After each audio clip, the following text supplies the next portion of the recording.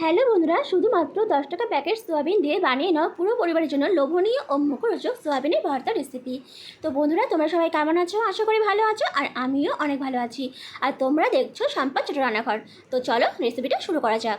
তো বন্ধুরা, রেসিপিটি বানানোর জন্য দেখো এখানে একটা ফ্রাই প্যান নিয়েছি, আর এর মধ্যে দিচ্ছি আমি পরিমাণ মতন জল দিয়ে জলটাকে একটু ভালো করে ফুটিয়ে নিতে হবে। তো দেখো জলটা কিন্তু ফুটে গেছে, আর এখন এখানে আমি 1 প্যাকেট সোয়াবিন দিয়ে দিব। দিয়ে 3 থেকে 4 মিনিট আমি ভালো করে একটু সোয়াবিনটাকে রান্না করে নেব, যাতে সোয়াবিনটা ভালো করে সেদ্ধ হয়ে যায়। তোমরা চাইলে কিন্তু জলেও ভিজে রাখতে পারো, সেক্ষেত্রে তোমাদের 10 মিনিট ভিজে রাখতে হবে। তো দেখো সোয়াবিনটা কিন্তু অনেকটাই ফুলে গেছে, তার মানে কিন্তু সোয়াবিনটা পুরোপুরি হয়ে গেছে সেদ্ধ। আর এখন এটাকে আমি নামিয়ে নেব। আর বন্ধুরা, তোমাদের যদি আমার রেসিপিগুলো ভালো লেগে থাকে তো প্লিজ একটা লাইক, কমেন্ট, শেয়ার আর সাবস্ক্রাইব করে তোমরা আমার পাশে থেকে যেও, আর পাশে থাকা বেল বাটনটা প্রেস করে দিও। তো দেখো সমস্ত সোয়াবিন আমি নামিয়ে নিয়েছি, নামিয়ে নিয়ে ঠান্ডা জলের মধ্যে ভিজিয়ে রেখেছি। প্রায় 10 মিনিট ঠান্ডা জলের মধ্যে ভিজিয়ে রাখার পর আমি সোয়াবিনগুলোকে ভালো করে চিপিয়ে নিয়ে একটা মিক্সচার মেশিনে নিয়ে নিচ্ছি, ভালো করে পেস্ট করে নেব।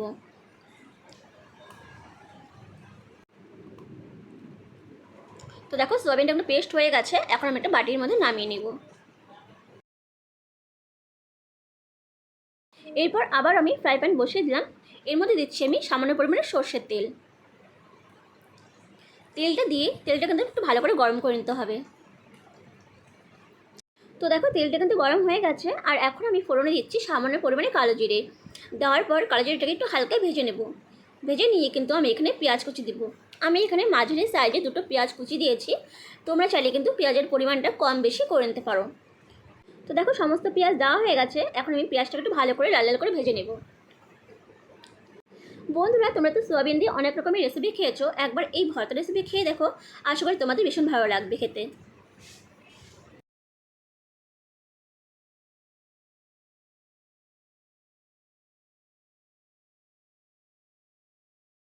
তো দেখো পেঁয়াজটাকে আমি 2 থেকে 3 মিনিট খুব ভালো করে ভেজে নিয়েছি। পেঁয়াজটা কিন্তু হালকা লাল লাল হয়ে আসছে।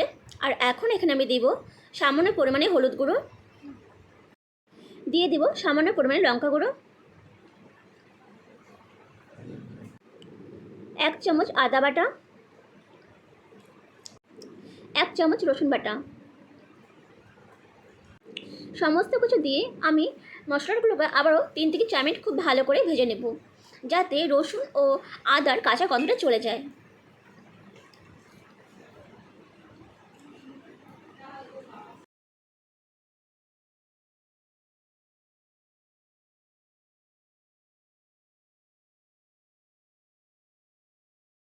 তো দেখো 3 থেকে 4 মিনিট খুব ভালো করে কষিয়ে নিয়েছি। এরপর আমি সয়াবিন যে করে রেখেছিলাম সেটা কিন্তু এখানে দিয়ে দেব, দিয়ে খুব ভালো করে এটাকে মিক্সড করে নেব।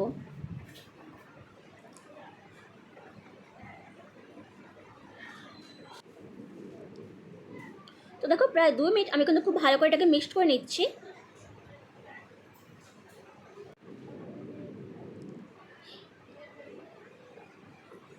এরপর আমি দেবো সামান্য পরিমাণ লবণ। লবণটা কিন্তু তোমরা অবশ্যই বুঝে দিবে, কে কেমন লবণ খাও সেই অনুযায়ী এখানে কিন্তু লবণটা তোমরা দিবে।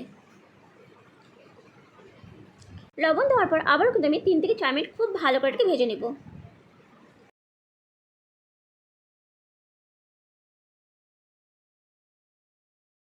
তো দেখো 3 থেকে 4 মিনিট আমি খুব ভালো করে সয়াবিনটাকে ভেজে নিয়েছি।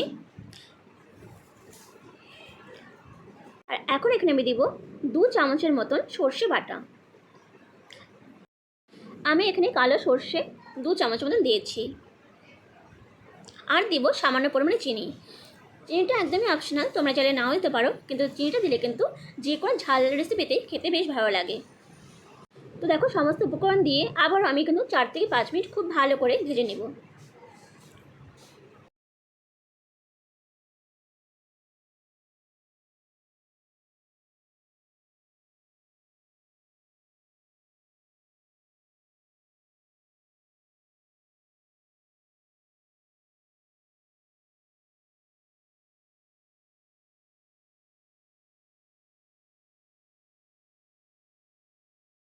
আবার আমি 3 থেকে 4 মিনিট খুব ভালো করে ভেজে নিয়েছি।